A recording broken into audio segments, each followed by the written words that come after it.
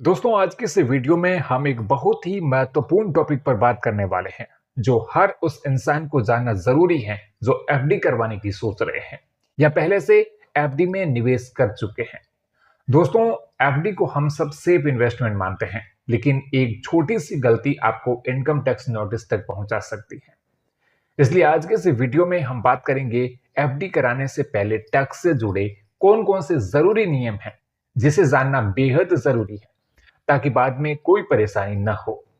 देखिए, fixed deposit यानी कि एफडी ऐसा इन्वेस्टमेंट ऑप्शन है जिसे आम लोग, सीनियर सिटीजन, रिटायर्ड लोग सभी पसंद करते हैं। वजह साफ है, रिस्क फ्री, रिटर्न फिक्स और पैसा सुरक्षित। लेकिन जैसे ही आपकी एफडी का अमाउंट बड़ा होता है, वैसे ही इनकम टैक्स डिपार्टमेंट की नजर भी उस पर पड़ने लगती है।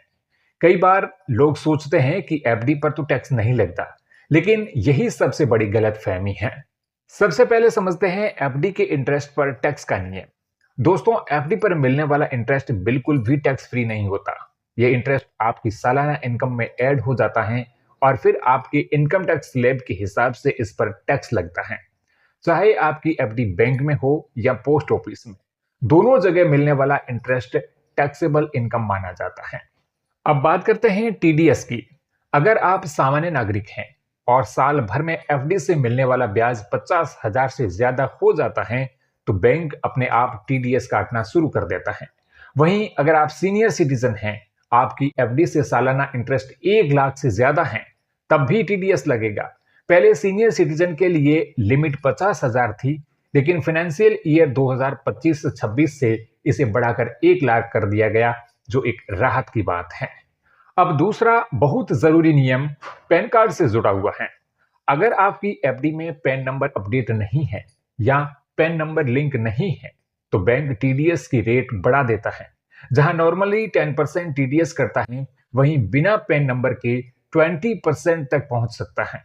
यानी आपकी इंटरेस्ट इनकम का बड़ा हिस्सा पहले ही कट जाएगा। इसलिए एफडी करवाने से पहले यह जरूर कंफर्म करें कि पैन नंबर बैंक में अपडेट है या नहीं। अब आते हैं तीसरे नियम पर, फॉर्म 15G और फॉर्म 15H। बहुत सारे लोग ऐसे होते हैं जिनकी टोटल इनकम टैक्स स्लैब में आती ही नहीं, लेकिन फिर भी बैंक टीडीएस काट लेता है। ऐसे लोगों के लिए सरकार ने ये फॉर्म्स दिए हैं। अगर आपकी उम्र 60 साल से कम है और आपकी इनकम टैक्सेबल लिमिट से नीचे है, तो आप फॉर्म 15G जमा कर सकते हैं। और अगर आप सीनियर सिटीजन हैं, तो आपको फॉर्म 15H सबमिट करना होगा। इन फॉर्म्स को जमा करने के बाद बैंक आपकी एफडी पर टीडीएस नहीं काटता, लेकिन ध्यान रहे, यह तभी काम करता है जब आपकी कुल सालाना इनकम वास्तव में टैक्सेबल लिमिट से कम हो। अब चौथा बहुत कॉमन मिस्टेक, आईटीआर में इंटरेस्ट इनकम ना दिखाना। कई लोग सोचते हैं कि अगर बैंक ने टीडीएस काट लिया है तो अब आईटीआर में इंटरेस्ट दिखाने की जरूरत नहीं है। दोस्तों, ये सोच पूरी तरह से गलत है। चाहे टीडीएस कटा हो या ना कटा हो, एफडी पर मिलने वाला हर 1 रुपए का इंटरेस्ट आपको आईटीआर में इनकम फ्रॉम अदर सोर्सेज में शो करना ही होगा। अगर आपने ऐसा नहीं किया तो इनकम टैक्स डिपार्टमेंट को डेटा मिसमैच दिखाई देता है और यहीं से नोटिस आने की शुरुआत होती है। अब पांचवा और आखिरी नियम, मल्टीपल एफडी का डेटा। कई लोग सोचते हैं कि अलग अलग बैंकों में एफडी करवा लेंगे तो किसी को पता नहीं चलेगा, लेकिन अब ऐसा बिल्कुल नहीं है। आज के समय में आपका पूरा financial data pan card, AIS और फॉर्म 26AS से लिंक्ड होता है। चाहे आपने एक बैंक में एफडी करवाई हो या 5 बैंकों में, सभी जगह से मिलने वाला इंटरेस्ट टैक्स सिस्टम में ट्रैक होता है। अब बात करते हैं इनकम टैक्स का नोटिस कब आ सकता है। अगर आपने एफडी का इंटरेस्ट आईटीआर में नहीं दिखाया, अगर टीडीएस और इनकम में मिसमैच है, अगर पैन अपडेट नहीं है और ट्रांजैक्शन बड़ा है, या अगर इंटरेस्ट अमाउंट बहुत ज्यादा है और उसकी प्रॉपर रिपोर्टिंग नहीं हुई, इन सभी केसेस में इनकम टैक्स डिपार्टमेंट EIS के आधार पर नोटिस भेज सकता है।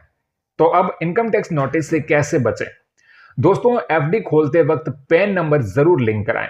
हर साल एफडी से मिलने वाला इंटरेस्ट सही तरीके से आईटीआर में दिखाएं। अगर इनकम टैक्स सीमा से कम है तो फॉर्म 15G या 15H जरूर जमा करें और समय समय पर अपना EIS यानी एनुअल इंफॉर्मेशन स्टेटमेंट और फॉर्म 26AS जरूर चेक करें। दोस्तों, एफडी करना बुरा नहीं है, लेकिन टैक्स रूल्स को नजरअंदाज करना नुकसानदायक जरूर हो सकता है। उम्मीद है ये वीडियो आपको हेल्पफुल लगी होगी। वीडियो पसंद आए तो लाइक और शेयर करें और ऐसी ही फाइनेंशियल इंफॉर्मेशन पाने के लिए सब्सक्राइब करें।